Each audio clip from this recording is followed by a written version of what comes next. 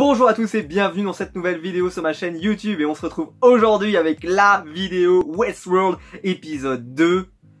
Quel plaisir chaque semaine de vous parler de Westworld. Quelle série quoi, franchement, mais je viens de voir l'épisode, ça va être vraiment une réaction à chaud, je viens de le voir, j'ai vu cet épisode il y a quelques minutes. Quel épisode. Si des séries phénomènes comme Walking Dead pouvaient regarder un peu ce qui se passe chez la concurrence, parce que il y a des moments, il y aurait des leçons à apprendre. On est dans l'épisode 2 et il s'est passé énormément de choses.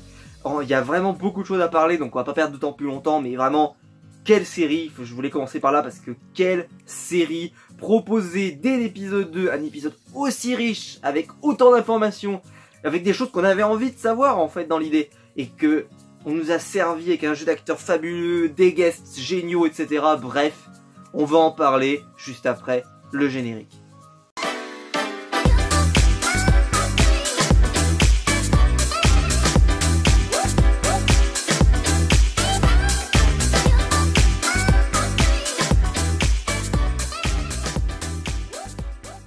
Donc pour commencer, j'avais fait une petite prédiction la semaine dernière qui s'est révélée juste, c'est que j'avais dit que Teddy n'avait pas encore acquis la conscience et que c'est en voyant une photo de son cadavre qu'il a compris voilà tout ce qui se passait, etc. Donc ce qui prouvait bien que depuis le début il ne faisait que suivre Dolores, ce qui fait d'ailleurs qu'il avait beaucoup, on dirait qu'il n'était pas complètement dans le move lui, et que justement en ayant un peu plus acquis enfin en tout cas ayant compris ce qui se passe, peut-être que justement le personnage va un peu plus avancer et peut-être comprendre, soit ça va avoir deux effets, soit ça peut avoir l'effet de complètement le mettre en accord avec Dolores et ils vont partir à deux, soit au contraire il va se dire malgré tout ce que je sais, je trouve qu'il ne mérite pas ça, donc je vais me mettre en opposition avec Dolores. Pour l'instant, la série ne nous permet pas de trancher sur cette question, même si je trouve qu'il est un peu changeant, Teddy. C'est-à-dire qu'il a pas l'air encore hyper dans le move, il a l'air inquiet, voilà, c'est le mot, il a l'air inquiet. Dès qu'il se passe quelque chose, dès qu'il doit faire une action, etc., on a l'impression qu'il est très vite inquiet. Ceci dit, quel épisode extrêmement riche, génial. Je viens de finir cet épisode et franchement, mais rien à dire, c'est un des grands épisodes de cette série. Westworld a encore prouvé, et ce n'est que l'épisode 2 que c'est une grande série. Voilà, ça va crescendo, l'épisode 2 est fantastique. Alors dans cet épisode, pas de Floki, je connais pas encore son prénom mais ça va venir, mais voilà, le personnage qui s'appelle Floki dans Viking. Donc pas de Bernard du futur, uniquement la timeline qui voit ce qui s'est passé après l'assassinat de Robert par Dolores. Donc voilà, on est vraiment dans cette histoire là. On n'a pas non plus de Bernard, c'est-à-dire le robot Bernard, on peut le dire comme ça. On n'a pas ce genre de choses. On a juste un flashback. Et franchement, c'était fantastique à voir. Je vais en parler parce que c'était... déjà, est-ce que j'ai dit que l'acteur qui interprète Logan est un acteur que j'adore. Il a joué dans la série donc Westworld, mais également dans la série Punisher. Et dans les deux séries, il a été excellent. Pour jouer le connard, il n'y a pas mieux. Vraiment, j'adore cet acteur. Et j'étais ravi de le revoir. Je ne savais pas qu'il était au casting, parce que justement je pensais qu'à cause de la série Punisher, il pourrait peut-être pas faire les deux ou je ne sais quoi. Mais au final, il a fait tout un épisode, enfin il a fait en tout cas quelques scènes de cet épisode. Bravo, parce que la scène où il est et il découle le fonctionnement des androïdes est géniale cette scène. Mais on va commencer par le début. Donc comme je l'ai dit, Teddy a découvert quelques images qui ont prouvé que voilà, ils magouillaient leur esprit, etc. Et donc l'histoire se lance là-dessus. Et la scène d'après, mais quelle scène les amis. Moi j'étais comme un dingue, c'est-à-dire que vous voyez Lawrence qui est pendu à un arbre avec les pieds. Et là en fait, moi d'un côté je me suis dit, j'avais déjà le petit sourire, je me suis dit ah ils vont pas reformer le duo mythique de l'homme en noir et Lawrence, pas manquer. L'homme en noir qui arrive, mais j'aime beaucoup ce duo déjà précédemment, mais c'était génial de les revoir tous les deux, enfin ça m'a rappelé des trop bons souvenirs. Et puis il se lance donc dans la fameuse quête de Robert. on a l'impression qu'il veut détruire ce parc, mais en même temps, comme il le dit, lui, par exemple, le jeu pour lui a vraiment commencé, c'est-à-dire qu'il est content de ce jeu, donc c'est très bizarre de pas avoir su profiter de vouloir quitter ce parc. Donc je pense, comme je l'ai dit dans la vidéo la semaine dernière, je pense que le but n'est pas de quitter le parc, mais d'aboutir à quelque chose de plus grand, de plus fort, de plus intéressant. Pourquoi pas quelque chose qui va détruire les robots, enfin je ne sais pas, mais quelque chose de plus intéressant. L'homme en noir, personnage que j'adore. Mais là, j'ai été doublement servi, double portion de frites, hein, parce que là, tu as William, l'homme en noir, Ed Harris, charismatique, et on en parlera après parce qu'il y a une scène, j'étais par terre, je bougeais plus, mais on en parlera après. Et après, donc, on a les flashbacks avec ce bon vieux William, ce bon vieux Logan, les jeunes, qui découvrent le fonctionnement du parc, qui découvrent le fonctionnement des androïdes, qui se demandent s'ils vont investir dans le parc. Et justement, voilà, ils ont... donc on comprend bien que il y a des scènes qui doivent se passer avant leur visite, après et après leur visite. Voilà, il y a vraiment plusieurs temps. La première scène, elle est magique entre Logan et... je me souviens plus du nom de l'androïde blonde, la très jolie fille, qui en fait il rentre dans une salle où il dit ah, je pensais qu'on aurait un rendez-vous plus privé, vous me prenez pour n'importe qui alors que vous devriez m'accueillir, etc. Je m'en vais. Mais il dit mais c'est un rendez-vous privé, et là tu te rends compte que nous on avait compris depuis le début, mais la scène était incroyable, l'arrêt sur image aussi où tout le monde s'arrête et tout. Je sais pas comment ils arrivent à faire ça parce que c'est vrai qu'ils ne bougent pas, hein. C'est vraiment hyper impressionnant pour un... Je sais pas comment ils font pour les acteurs pour ne pas bouger comme ça, même pas la pupille, rien, enfin c'est très très impressionnant, même pas un petit tremblement. Moi j'ai du mal à rester complètement immobile, donc je sais pas comment ils font, je trouve c'est très très impressionnant. Et Logan commence à comprendre le fonctionnement du parc, et puis il s'envoie la blonde, on se demandait pas pourquoi, mais allez c'est gratos, c'est pour nous. Voilà, et après donc on a ce qui se passe, donc ils doivent convaincre le père de Logan d'investir dans ce parc. Et là William qui est là, et puis au début on le voit pas trop. Et après on voit la scène donc qui se passe après qu'il ait visité le parc et donc il ait pris le contrôle un peu de tout ça. Où justement il y a la destitution du père, voilà. Et donc au milieu on a la visite du parc avec le père et donc William. Cette scène était géniale, j'ai adoré. Franchement c'était fantastique, faut le reconnaître. La scène elle est superbe parce que il a un aplomb William qui est hyper intéressant, et ça confirme peut-être une de mes théories, c'est-à-dire que William, comme je l'ai dit, Ed Harris va peut-être pas pouvoir rester dans le rôle pendant hyper longtemps, mais si par contre on prend son esprit, on le met dans un robot qui ressemblerait à William, ça expliquerait pourquoi ils ont gardé l'acteur et qui continuent de le faire jouer, parce que peut-être qu'à la fin William va être interprété par le jeune qui serait en version robot, un petit peu comme Bernard, une sorte de Bernard, voilà, tout simplement. C'était génial, c'était hyper intéressant. En fait, on commence à voir en fait les premiers robots, comment ils les ont présentés au public, comment ils les ont présentés aux gens, enfin, c'était fantastique.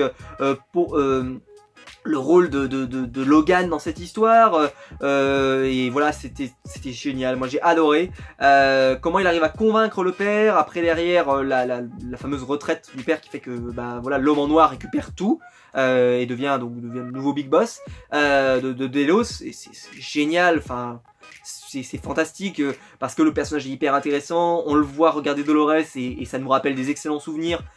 C'est jouer un petit peu sur la nostalgie mais sans trop appuyer, et puis c'est intéressant, ça appuie sur d'autres trucs. Et par exemple on apprend pourquoi alors qu'il l'aimait profondément, maintenant il en a plus rien à foutre, parce qu'en fait il a retrouvé, d'ailleurs on voit sa femme pour la première fois, on ne l'avait toujours pas vue, et là on voit qu'en fait pour lui il n'est plus du tout amoureux, il n'est plus dans cette situation amoureuse. Pour lui maintenant il a appris ce qu'il devait apprendre de ce parc. Il est heureux d'y avoir participé, il est heureux d'avoir rencontré Dolores, il n'a aucun regret.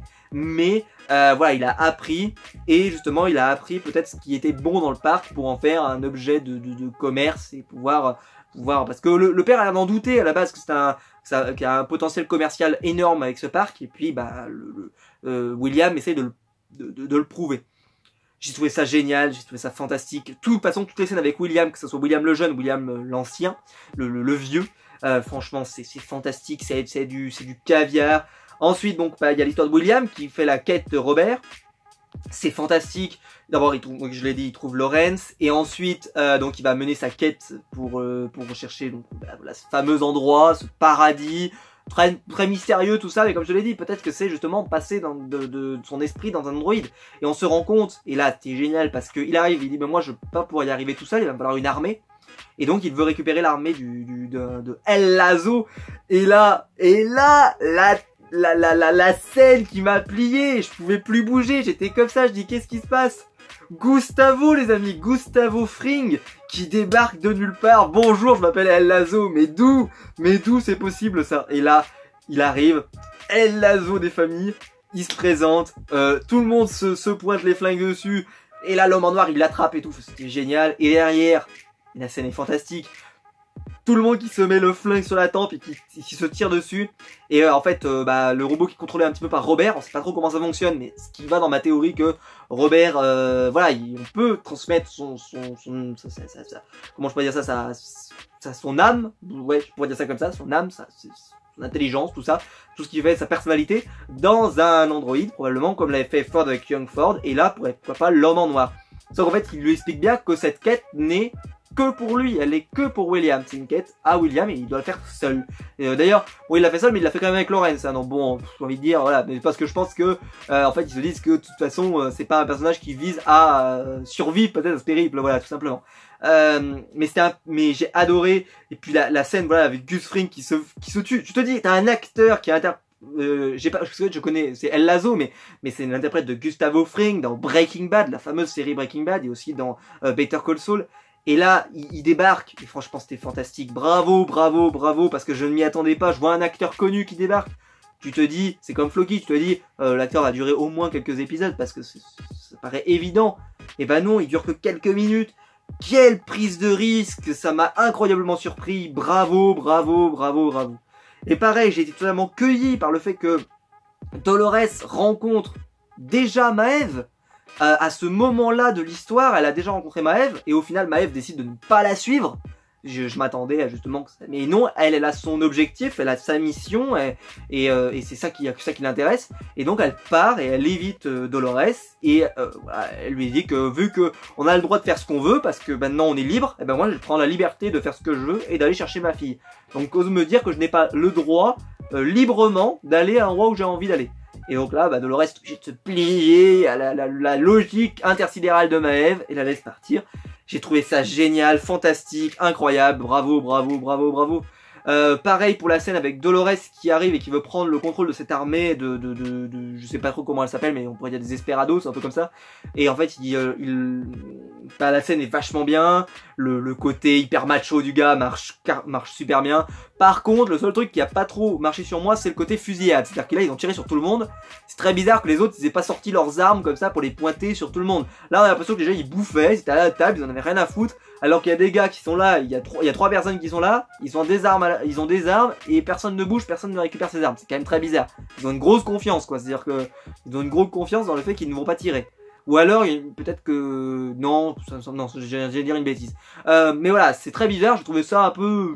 C'est peut-être la seule partie de l'épisode où je me suis dit, ouais, il y a peut-être moyen de faire mieux, il y a peut-être moyen, par exemple, du genre, qu'on se rend compte qu'en fait, ils sont tous cernés, ou j'en sais rien, enfin, voilà, c'était peut-être plus intéressant. Mais voilà, c'était fantastique, et puis l'homme en noir, il fait des phrases géniales aussi, enfin, voilà, toute la scène où, voilà, on sent qu'il prend du plaisir, mais ça, parce qu'il a tué les 3 gars et tout, enfin, c'était génial. Donc voilà, la présence de Maeve était sympa, la présence donc de l'ancienne personnalité de Bernard, qui est donc la vraie personne, en fait, celui qui a créé le parc avec Robert. C'était génial, j'ai adoré, c'était super, parce qu'on apprend encore plus de choses sur lui, et c'est des choses qu'on demande, c'est des choses qu'on avait envie de savoir. Alors d'ailleurs, voilà, je sais pas du tout comment ils vont faire, parce que j'ai pas trop compris, parce que vu que moi, je l'ai regardé en VF. Est-ce que la voix, si vous avez la réponse, n'hésitez pas à me la mettre en commentaire, est-ce que la voix Anthony Hopkins qui parle, même si c'était pas Anthony Hopkins, c'était la version jeune, mais est-ce que c'était la voix d'Anthony Hopkins en VO? Parce que ça pourrait poser la question de est-ce qu'Anthony Hopkins est toujours là et vient faire des petites voix comme ça rapidement, je sais rien. Enfin bref, c'est pas hyper clair. Je pense pas, parce que je pense que ça ferait très cher pour lui faire venir juste poser une voix. Mais voilà, c'est parce qu'en VF, eux ils peuvent se permettre, parce qu'en VF, ils ont juste à payer le doubleur. Et le doubleur, voilà, c'est pas bankable un doubleur, même si le doubleur d'Anthony Hopkins, c'est quand même, voilà, c'est vraiment le doubleur Anthony Hopkins, mais je pense qu'il sera tout à fait capable de doubler Anthony Hopkins. Donc ça va être bien. En VF, ça risque de rendre plutôt bien. Mais voilà, j'ai adoré, j'ai trouvé ça génial, j'ai trouvé ça fantastique. Qu'est-ce que je pourrais vous dire de plus sur cet épisode qui... voilà, donc pas de Floki, pas de tout ça, mais j'ai envie de dire l'épisode était tellement riche que déjà ça fait beaucoup. Et donc la fin de l'épisode se termine sur William qui présente à Dolores une structure, quelque chose. Et Dolores a interprété ça comme une arme. On se demande si l'homme en noir ne va pas chercher exactement la même chose d'ailleurs. Ça pose question. Parce qu'on a l'impression qu'ils se dirigent un petit peu au même endroit tous les deux. Donc voilà à voir. Est-ce que ça a un rapport avec la mort des robots? Parce qu'on se souvient que les robots sont attirés tous un petit peu par chacun si jamais ils arrivent à mettre en place leur truc. Par exemple, ça pourrait être un barrage qui fait sortir l'eau et que justement, enfin, les possibilités sont immenses. Moi, j'y ai pas vu une arme, j'ai vu une sorte de pont, donc une sorte de barrage. À voir si ça se révèle être vrai. Parce qu'elle parle d'armes, mais si jamais c'est un énorme barrage et que tu lâches le barrage sur tous les robots meurent. Donc enfin, voilà, ça pourrait être ce genre de choses. À voir, ça expliquerait la fin, ça expliquerait pourquoi ils sont noyés, etc. Toutes les théories sont possibles. Mais voilà, quel épisode. Bravo, bravo, bravo, bravo, bravo HBO, parce que, encore une fois, vous avez montré que vous savez faire un épisode hyper riche. Je pense que je n'ai pas oublié grand chose, mais parce qu'en fait les scènes étaient longues. C'est-à-dire que la première scène avec Dolores et Teddy, voilà, qui se déplace, etc. C'était intéressant. Mais moi j'ai surtout aimé les passages avec l'homme en noir et les passages dans le monde monde des vivants, quoi, pour qu'on se rende compte comment Dolores connaît aussi bien ce monde. En fait, elle y est déjà allée, et ça c'est une information hyper importante. Pourquoi William n'était pas revenu dans le parc avec voir Dolores, c'est qu'il l'avait déjà revu en fait, etc., etc. Enfin, fantastique, bravo, bravo, bravo, j'ai adoré. Si vous regardez pas encore Westworld, n'hésitez pas à le regarder. Bon là, vu que moi je spoil, hein, donc vous êtes dans le titre de la vidéo, j'ai dû mettre spoil, parce que voilà, mais ceux qui ne la regardent pas, franchement, si vous avez des amis qui ne regardent pas Westworld, poussez-les à regarder Westworld parce que ça vaut le coup. C'est vraiment génial, bravo, bravo, bravo, bravo. Voilà, donc on se retrouve la semaine prochaine pour la vidéo Westworld épisode 3. Si tous les épisodes sont comme ça, mais si ça monte comme ça, mais qu'est-ce qu'on va avoir dans l'épisode 10? Enfin, ça va être exceptionnel. J'ai déjà hâte. Et voilà, n'hésitez pas à mettre un pouce blanc à la vidéo si elle vous a plu. N'hésitez pas à vous abonner aussi pour ne pas rater les prochaines vidéos. N'hésitez pas à commenter sous cette vidéo pour me dire ce que vous avez pensé de cet épisode. Est-ce que vous êtes fan de Westworld? Est-ce que vous aimez cette série, etc. Ça m'intéresse. Et on se retrouve nous très vite parce qu'il y a plein de vidéos qui sortent cette semaine. Donc j'ai la vidéo Koh-Lanta qui arrive. J'ai une vidéo sur les comics, sur le Marvel Legacy qui arrive. Donc beaucoup de vidéos cette semaine. Donc voilà, n'hésitez pas à vous abonner pour ne pas rater tout ça. Et on se retrouve nous très vite pour une prochaine vidéo. Allez, ciao!